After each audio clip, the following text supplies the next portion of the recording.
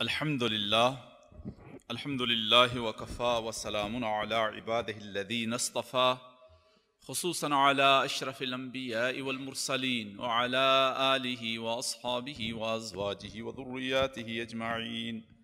Amma ba'd, fa'a'udhu billahi minash shaitanir rajim. Bismillahir rahmanir rahim.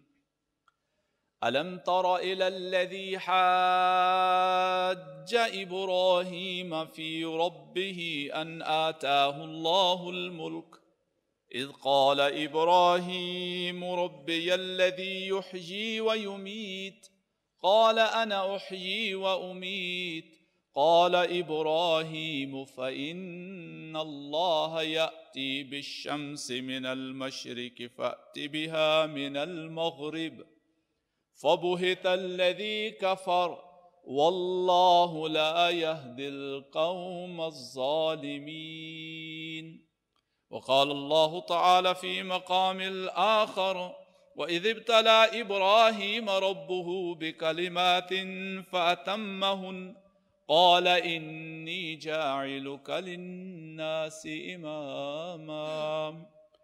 بارك الله لنا ولكم في القرآن العظيم ونفعنا وإياكم بالآيات والذكر الحكيم إنه تعالى جواد كريم ملك بر رؤوف رحيم. My respected elders, brothers, sisters and listeners of Radio Dawn, Assalamu alaikum wa rahmatullahi wa barakatuh.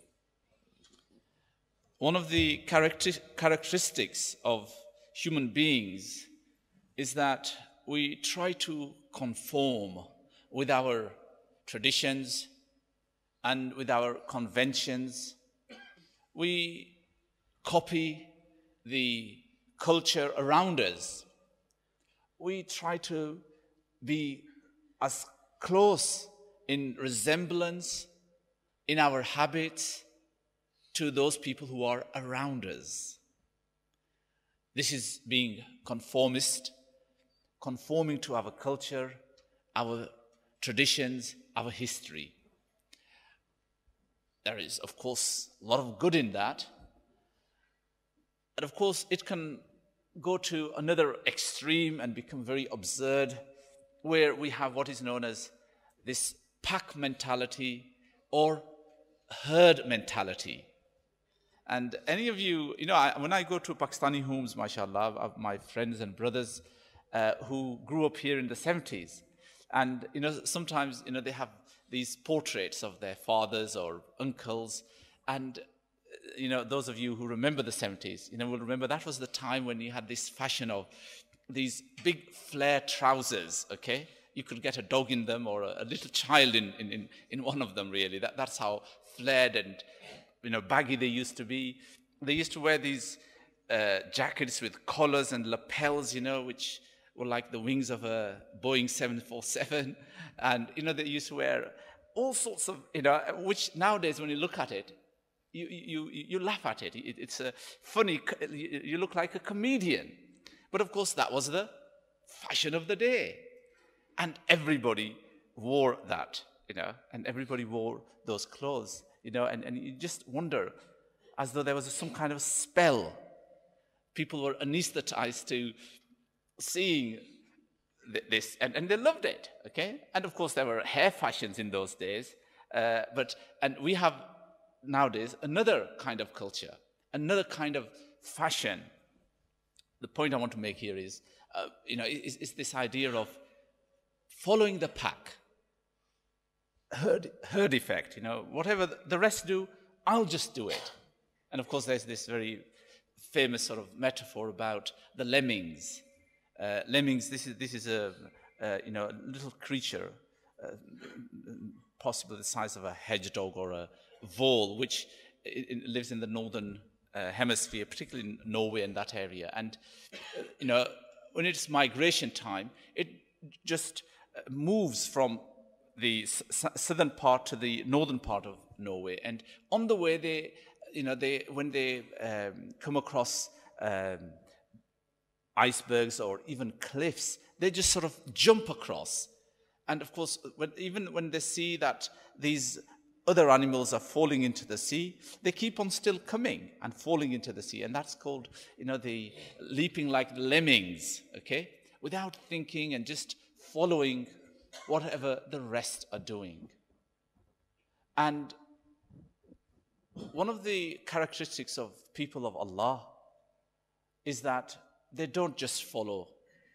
They are not supposed to be following the herd. They are supposed to challenge. And I want to talk about somebody who was one of the greatest challenger of all times. One of our great forefathers, one of the founders of Islam, in fact, that's how he's called. He's the founder of Islam. The Prophet ﷺ is not the founder of Islam, okay? There is a greater and the first founder of Islam, and who was that? Ibrahim Khalilullah, okay? And he was one of those man who constantly challenged his people. And the Quran says in Surah Mumtahina, قَدْ كَانَ لَكُمْ فِيهِ أُسْوَةٌ حَسَنَةٌ. In him is a very beautiful example for you. Why? Because he said to his people, Inna bara'um minkum. I am free. I'm really fed up of your shirk. I am fed up of your way of life. It is evil, it is wretched and wrong, and I don't care. The Quran goes on to continue quoting Ibrahim. I don't care whether you like me or not for that. And whether you are going to be my friends or foes, that doesn't really matter. I am going to challenge you. And of course, Ibrahim's story of challenging his people and questioning them is really one of the greatest role models. This is one of his exemplary in that. And he provides us an example that this is what we as Muslims are expected to do. Challenge our time and people, particularly when they go wrong. And today, the whole system seems to be enveloped in the economic system. Let's talk about the economic system. It's all based on usury, a very unjust principle. The Quran calls it haram, forbids Muslims from using it.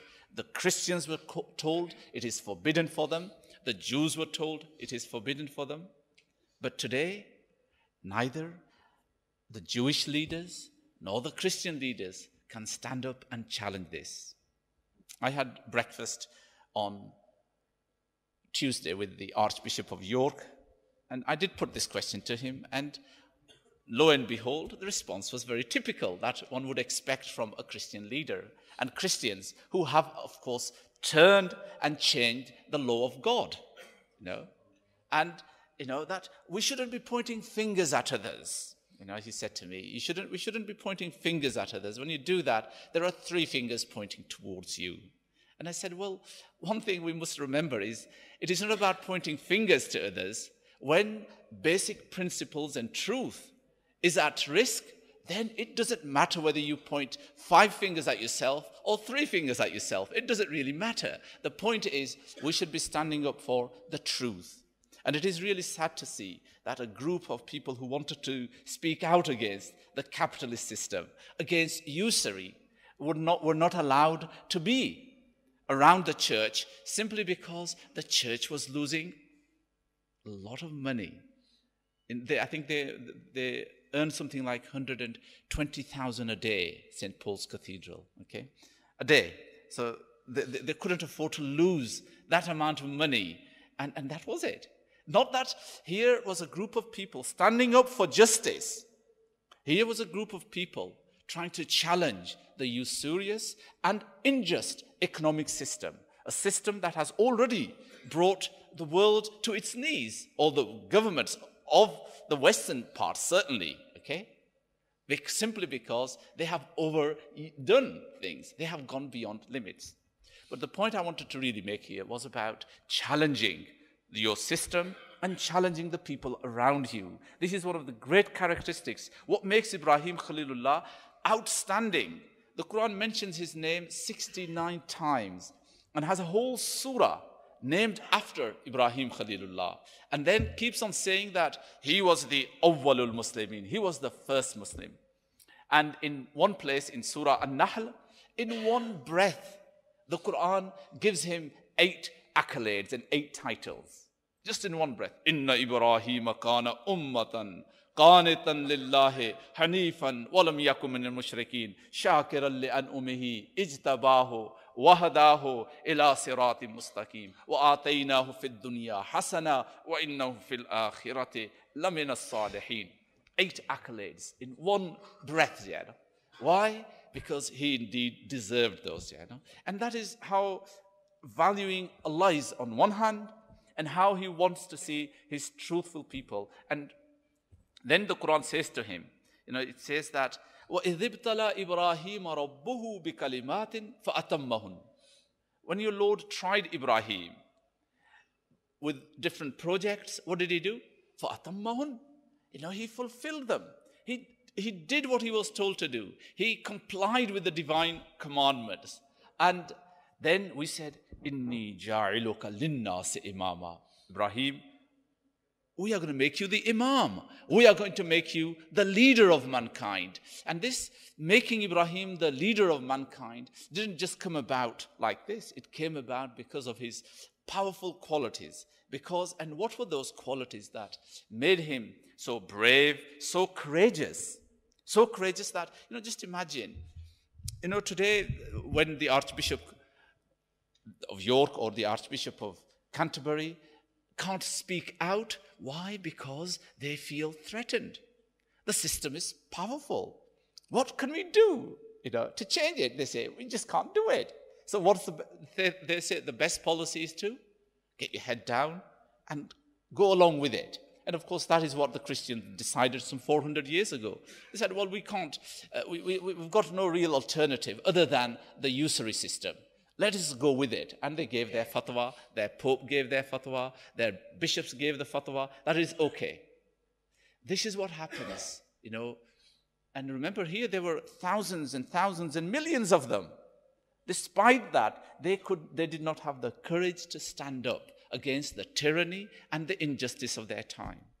But here is this young man, all by himself in Ur, in eastern Iraq, and he stands up against the tyrant of his time, Nimrod, a king who was powerful, mighty, who claimed that I can bring people to life and I can give death to them.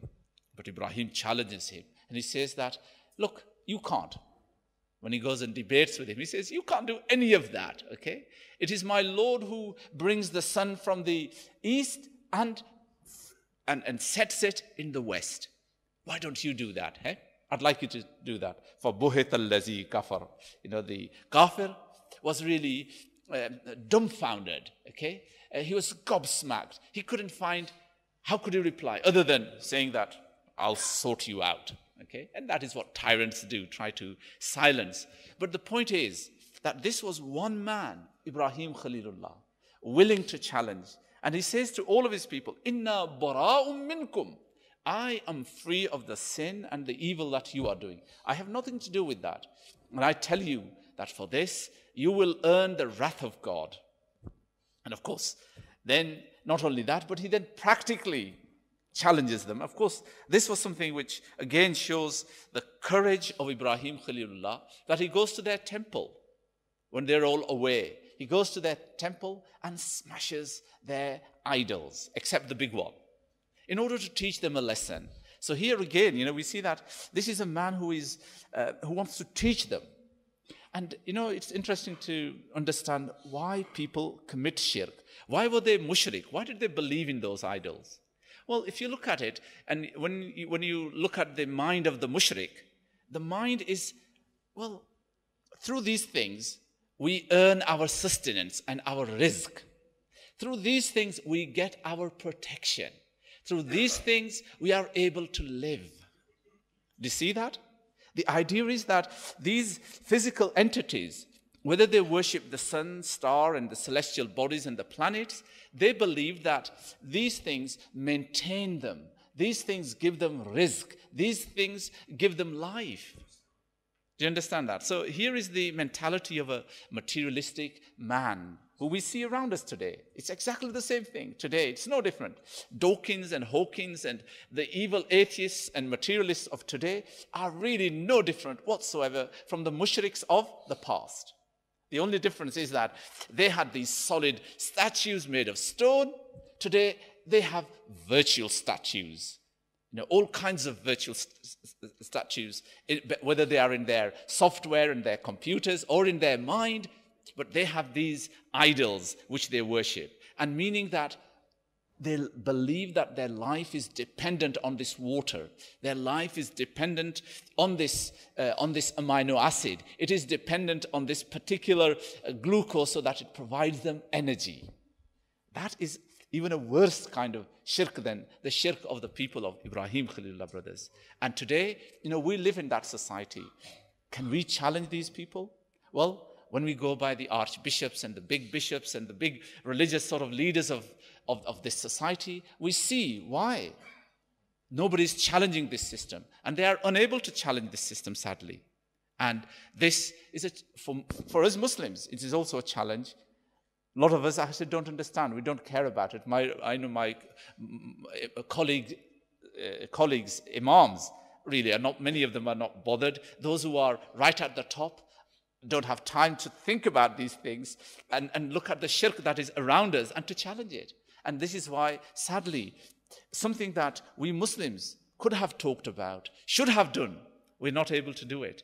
We're not able to challenge the capitalist system and show that what has brought down this is this capitalist system. And what is leading to further destruction of our society and our humanity is this particular unjust, greedy system, really. And we've got to challenge it. But again, we Muslims don't have those think tanks. We don't have those leaders. We don't have those scholars, sadly, who could talk in the lingo of these people. And that's very important, really. That is really the important point is, West has a great scholastic and a great, academic tradition. It really is. There's no doubt about it. Its ability to speak and articulate its most evil, vicious, and most stupid ideas in the most eloquent manner. That is what makes West so powerful and so frightening, really. But we Muslims can't even present the most logical, rational, divine, and spiritual and beautiful truths, sadly, and that is because we're not investing in it. I really do urge people here, and the little work that Crimea is doing, I really do urge you to think and support us. And when I talk in these tones, really it's important for you to say, yes, we should do something like this. We should be challenging the system out there. But this requires, as I said, it requires the right kinds of mind, people who can actually talk and challenge at that particular level. We really do need to invest. And we are, I believe, Muslims and Islam is the real solution to the evil and the problems of this society. It's a slogan, well-known slogan, that Islam is the solution to the problems of this world. But sadly, we fail to articulate that. But here, I have seen firsthand now, when Christian leadership is unable to challenge the evil.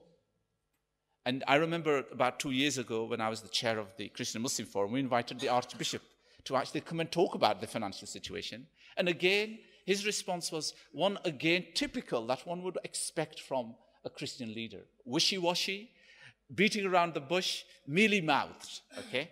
Not willing to challenge that 1 square mile of city because it is so powerful. It is daunting how powerful that system is, and unjust. And really, because it's got all that power, firepower behind it, nobody can stand up. And this is what perhaps Iqbal meant when he says that, Aaj bhi jo ho Ibrahim ka iman paida, kar sakti hai andaze gulistan paida. But what it requires, he says that if people had that faith of Abraham in God, the faith that Ibrahim had, if we have that faith today, we will be able to change this fire and this destruction into a state of peace once more. And brothers, the point is, these 10 days for us Muslims are really the 10 days of celebrating Ibrahim Khalilullah. Zil Hajjah is about Hajj. And what is Hajj? Well, Hajj is one of the great rituals which was initiated by Ibrahim. وَأَذِّن بِالنَّاسِ, Allah says to Ibrahim, وَأَذِّن بِالنَّاسِ بِالْحَجِّ يَأْتُوكَ رِجَالًا. Oh Ibrahim, proclaim the Hajj. Tell people to do Hajj. And Ibrahim Khalilullah did that, okay? And so Hajj is really a celebration of the rituals of Ibrahim Khalilullah. And who are we? We Muslims, very rarely call ourselves Deen-e Muhammadi. We normally call ourselves Millat-e Ibrahimi. Millat-e, that's the name that the Quran gives us. It says you are the religion of Ibrahim, because he's the founder of Islam. And therefore, I really do encourage you to read about Ibrahim Khalilullah. And in the Quran, as I say, it's mentioned 69 times. There are several very powerful passages which really talk about how he challenged his own people. But he wasn't just a man who went around smashing their idols. In fact, he logically challenged them, rationally challenged them, and asked them to come and debate with me. How many of us today, who in Muslims, can now challenge the kuffar around them to come and debate with us? We can't, because sadly we don't understand the systems around us. We don't know how to articulate the great truths of our deen. And that is because we haven't done the interpretation.